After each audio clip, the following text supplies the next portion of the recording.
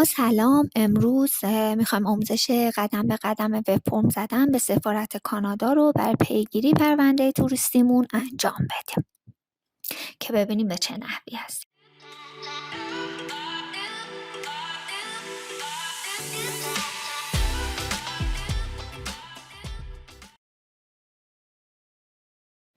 خب وارد گوگل میشیم، IRCC وب فرم رو سرچ میکنیم. اولین لینکی که به همون میده وارد اولین لینک میشیم. تو این قسمت یه سری توضیحات برای واجد شرایط بودن وب فرم زدن هستش بهتون داده که ما حالا واجد شرایط هستیم، میخوایم وب فرم بزنیم. توی تایپ آف اپلیکنت باید شما انتخاب کنید که چه نوع ویزایی هستید. ما تمپری رزیدنس هستیم که آنلاین درخواستش رو دادیم. وقتی اینو انتخاب میکنید باز یه گزینه داره که انتخاب کنید تایپ آف اپلیکنت، باز ریزترشه که تو این قسمت تمپری رزیدنت آنلاین ما ویزا هستش، انتهاش که ویزا نوشته اون رو انتخاب کنید. تو قسمت بعد بهمون میگه که آیا داکیومنتی دارید که اتچ کنید برای ما بفرستید یا خیر. اگر شما داکیومنتی دارید اینجا گزینه یس رو میزنید، داکیومنتتون رو میفرستید.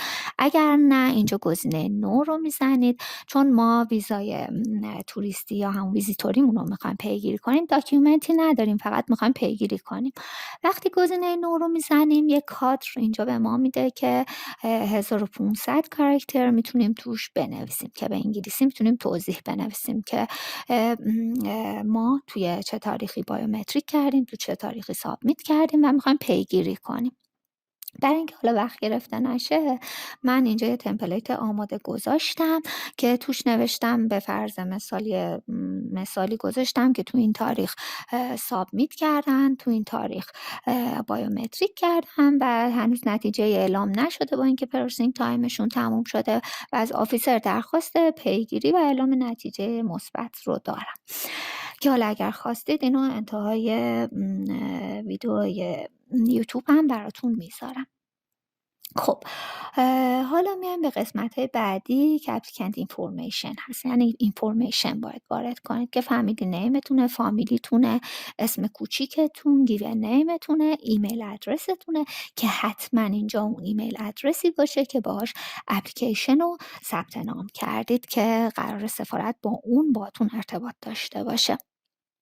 اینو حتما دقت کنید و اگر گروه تشکیل دادید توی گروهتون اون نفر اصلی مین اپلیکنت حتما اطلاعاتش رو اینجا وارد کنه.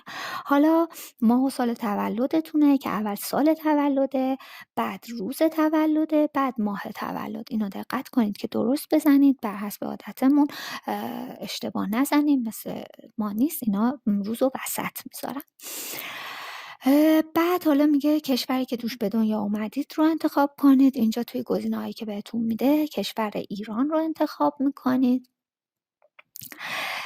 بعد تو گزینه‌های بعدی دقت کنید که جلوشون ستاره نداره. اونایی که ستاره داره اجباراً باید پر بشه برای این فرم، تا تکمیل نشه اجازه ثبت فرم رو نمیده. ولی کلاینت نامبر و اپلیکیشن نامبر ستاره نداره، ولی حتما پر کنید به خاطر اینکه آفیسر اگر بخواد پیگیری پروندهتون رو کنه اطلاعات کامل داشته باشه. بنابراین کلاینت آیدی نامبر و اپلیکیشن نامبرتون رو حتما بنویسید که هم این اطلاعات رو از توی اپلیکیشنتون میتونید بردارید، هم توی نامه بایومتریک که براتون ارسال شده توی نامه بایومتریک اون بالا هر دوتای این اطلاعات، یعنی کلاینت آیدی نامبر و اپلیکیشن نامبرتون نوشته شده که کلاینت آیدی نامبر یه عدد 10 رقمیه که به همون UCI هم بهش گفته میشه.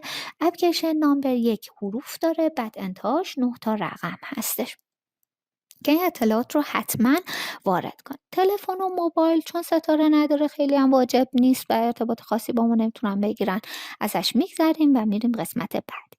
تو این قسمت بهتون میگه که چه کسی داره این فرم رو پر میکنه، یا شما خودتون هستید یا نسبت دارید یا وکیلشید اینجا که شما خود نفر اصلی هستید دیگه. اینجا اپلیکنت رو انتخاب میکنید، گزینه اپلیکنت یعنی من خود نفر اصلی هستم. وقتی این رو انتخاب میکنید خود به خود گزینه‌های پایین پر میشه، یعنی بر اساس اطلاعاتی که وارد کردید گزینه‌های پایین پر میشه. آی اگری رو میزنید و قسمت بعدی رو وارد میشید. تو قسمت بعدی بهتون میگه که حتما ایمیل ادرسی که دادید رو یک بار دیگه چک کنید، تاریخ تولدی رو که ارسال کردید رو یک بار دیگه چک کنید که درست باشه که این دوتا اطلاعات برای ارتباط با شما لازم هستن. بعد اینکه چک کردید گزینه نکست رو میزنید. بله ما موفق شدیم این فرم رو ارسال کنیم و به ما میگه که به زودی بررسی میشه و با همون ایمیل ادرسی که شما گفتید باهاتون ارتباط برقرار میشه. ولی اگر پروسینگ تایمتون تموم نشده بوده و این وب فرم رو زدید هیچ ترتیب اثری داده نمیشه.